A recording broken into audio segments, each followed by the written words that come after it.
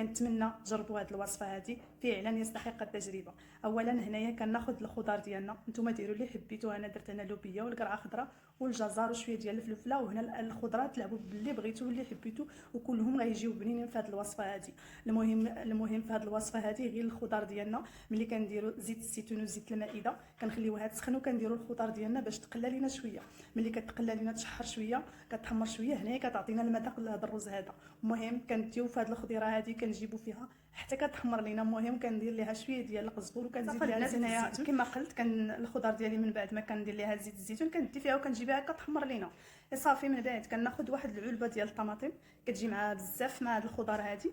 المهم وكنحرك فيها كذلك، وكنزيد العطريه ديالنا اللي معروفه.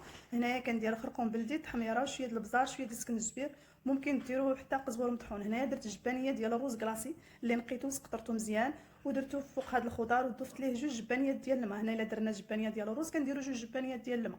المهم هنايا كناخذ اللدان ديالي اللي درت ليه الاعشاب منسمه وغطيته ودرتو في الثلاجه واحد المده حتى تشرب ليا مزيان. هنا ما غنستعمل لا عطريه لا حتى شي حاجه، فقط الاعشاب منسمه مع زيت الزيتون وزيت نباتي كنشحرهم مزيان. كما كتشوفوا كناخذ واحد نص ديال البصله مشلده رقيقه، هنايا كنضيفها ليها من بعد ما كيطيب حتى كطيح لينا ديك البصله وتعسل صافي. كنحطو جانبا، وهنا الرز ديالنا هو واجد، جا زوين بزاف. لا المنظر ديالو